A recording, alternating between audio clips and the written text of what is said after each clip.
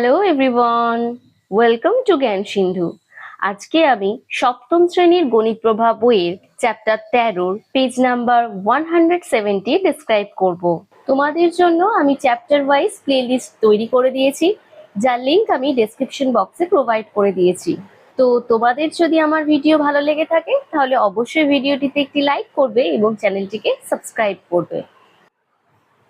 তো দেখো, আগের দিন আমি 169 নাম্বার পেজ ডিসক্রাইব করে দিয়েছি। আজকে এখান থেকে শুরু করছি। তো কি বলেছে দেখো,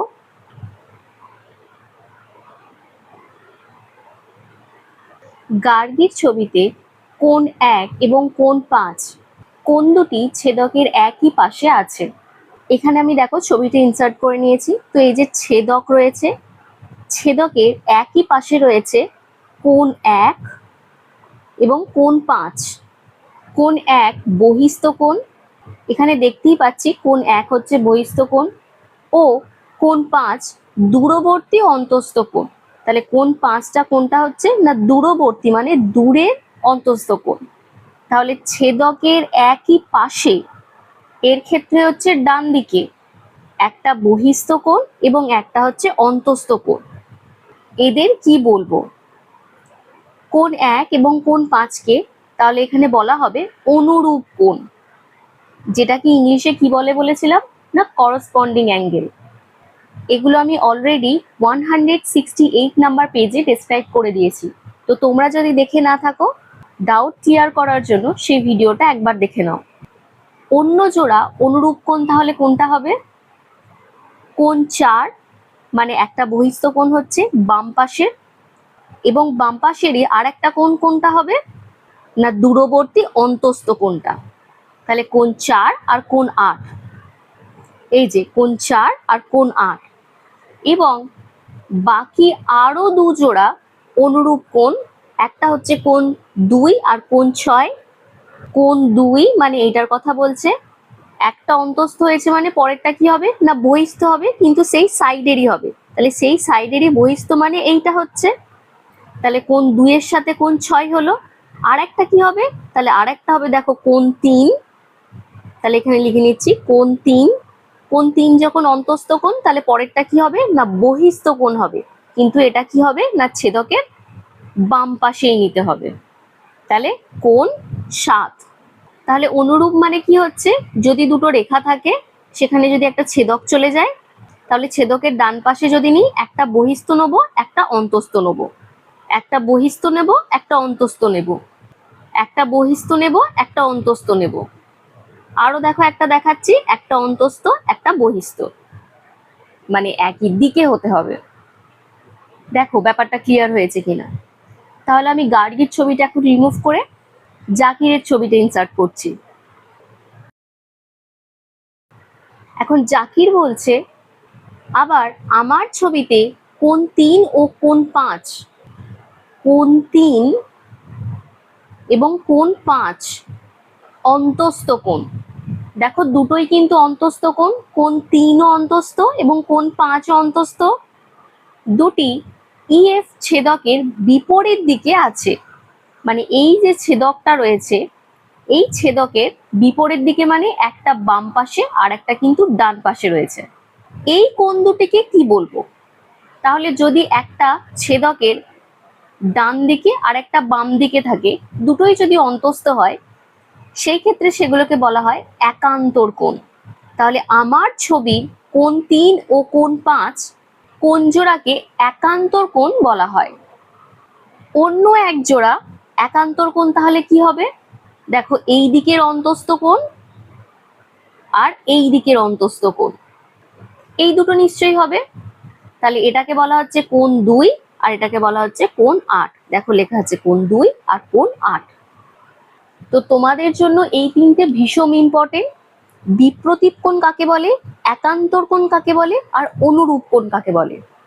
তো চলো এরপর কি আছে আমি দেখে নিই। জাকিরের ছবিটাকে আমি একটু রিমুভ করে দিচ্ছি। তো এখানে কি দিয়েছে দেখো, নিচের ছবি জোড়ার কোণগুলির নাম লিখি। তাহলে এখানে সব থেকে আগে আমাদের খুঁজে নিতে হবে ছেদক বা ভেদককে।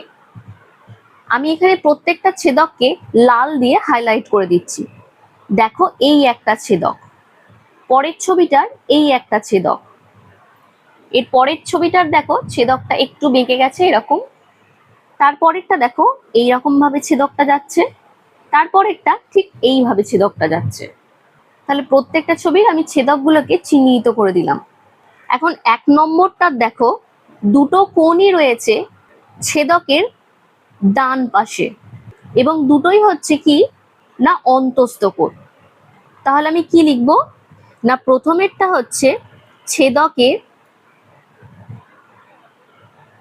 ডান পাশের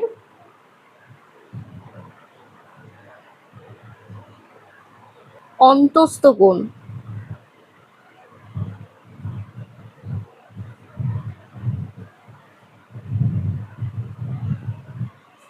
তারপর নাম্বার 2 এরটা দেখো, নাম্বার 2 এরটা দুটোই ছেদকের ডান পাশে আছে, নাম্বার 3 আর নাম্বার 4, কিন্তু দুটোই দেখো বহিস্থ কোণ। তাহলে এটা হচ্ছে ছেদকের ডান পাশের বহিস্থ কোণ। তারপর নাম্বার 3 এরটাই কি বলেছে দেখো, নাম্বার 3 এর ছেদকের ডান সাইড এই দিকটা আর বাম সাইড এই দিকটা, আর এইটুকু পোর্শনটা হচ্ছে অন্তস্থ কোণ, বাকি পোর্শন দুটো কি না বহিস্থ। তাহলে কোণ 5 যেটা রয়েছে সেটা দেখো বহিস্থের মধ্যে পড়ছে, আর কোণ 6 যেটা সেটা অন্তস্থের মধ্যে পড়ছে। কিন্তু এই ছবিটাতে যদি তুমি ছেদককে নাও আর ছেদকের সাথে যদি তুমি এই দাগটাকে নিয়ে নাও, তাহলে দুটো লাইন এইভাবে চলে গেলে আমি এই কোণটার সাথে এই কোণটাকে কি পাবো না ইকুয়াল পাবো, আর এই দুটো কোণের সম্পর্ক কি হবে না বিপ্রতীপ কোণ হবে। তাহলে 3 নম্বরটাই হবে কোণ 5 এবং কোণ 6 এদের সম্পর্ক হচ্ছে বিপ্রতীপ কোণ। তারপর নাম্বার 4 এরটা কি বলেছে দেখো, নাম্বার 4 এরটা আমরা একটু আগেই করে এলাম, দুটো কোণই দেখো অন্তস্থ কোণ, কিন্তু একটা ডান পাশে আর একটা বাম পাশে মানে বিপরীত দিকে। তো কোণ 7 আর 8 এর সম্পর্কটা কি হচ্ছে না একান্তর কোণ।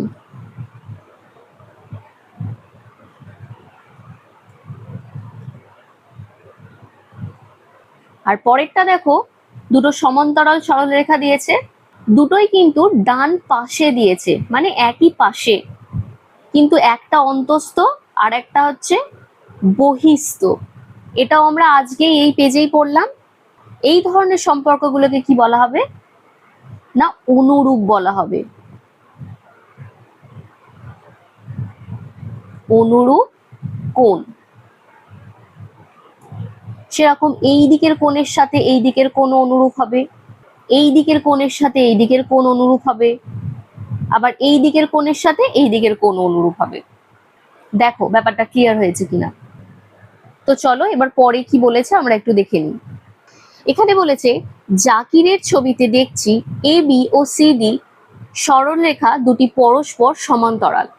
এই যে এইটা আর এই লাইনটা দুজনে হচ্ছে কি না পরস্পর সমান্তরাল, এবং ই এফ ছেদক বা ভেদক যথাক্রমে A B O C D সমান্তরাল সরলরেখাংশকে জি ও এইচ বিন্দুতে ছেদ করেছে। এই যে ছেদক রয়েছে ইএফ, যে কিনা তাদেরকে জি আর এই এইচ এই দুটি বিন্দুতে ছেদ করেছে। তাহলে জাকিরের ছবিতে কোণগুলির নাম কি হচ্ছে এখানে অলরেডি দেওয়া আছে, দেখো কোণ 1, কোণ 2, কোণ 3, কোণ 4, কোণ 5, কোণ 6, কোণ 7, কোণ 8, দেখো ওইগুলো এখানে লিখেছে। এখন বলছে এবার কাঁচি দিয়ে কোণগুলি কেটে ফেলি ও একটির ওপরে একটি মিলিয়ে কি পাই দেখি। মানে তোমাকে এই পিসটা কেটে নিতে বললো, ঠিক এইরকম কেটে নেবে। আবার এই দিকে একটা পিস পাচ্ছ, এই পিসটাকে কেটে নেবে, ঠিক এইরকম ভাবে প্রত্যেকটাকে কেটে নিতে হবে। তাহলে দেখতে পাবে তুমি কোণ 1 এর সাথে কোণ 3 কিন্তু মিল পাচ্ছ, কোণ 1 এর সাথে কোণ 3 এই কোণ দুটো, আর কোণ 2 এর সাথে কোণ 4 এর মিল পাচ্ছ। এই কোণগুলোকে আমরা কি বলেছিলাম না বিপ্রতীপ কোণ বলা হয়। তাহলে অর্থাৎ বিপ্রতীপ কোণগুলি সমান, বিপ্রতীপ কোণ কিন্তু সবসময় সমান হবে। যদি দুটো লাইন প্যারালালি থাকুক আর বা নাই থাকুক, মানে দুটো লাইন সমান্তরালে থাকুক বা নাই থাকুক, কিন্তু একান্তর কোণ এবং অনুরূপ কোণ তখনই সমান হবে যখন দুটো লাইন পরস্পর সমান্তরালে থাকবে। তাহলে পরেরটা কি দিয়েছে দেখো, কোণ 1 আর কোণ 1-এর সাথে কোণ 5। তাহলে দুটোই ডান সাইডে আছে, তাহলে দুটোই ছেদকের একই পাশে অবস্থিত, একটি অন্তস্থ এবং একটি বহিস্থ। তো এই ক্ষেত্রে কি সম্পর্ক হবে বললাম না, এটা হবে অনুরূপ কোণ।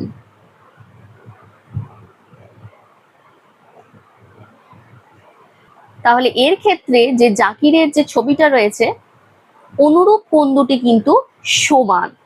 এখানে আর একটা অনুরূপ কোণ দেখানো হয়েছে, কোণ 2, কোণ 2-এর সাথে হচ্ছে কোণ 6।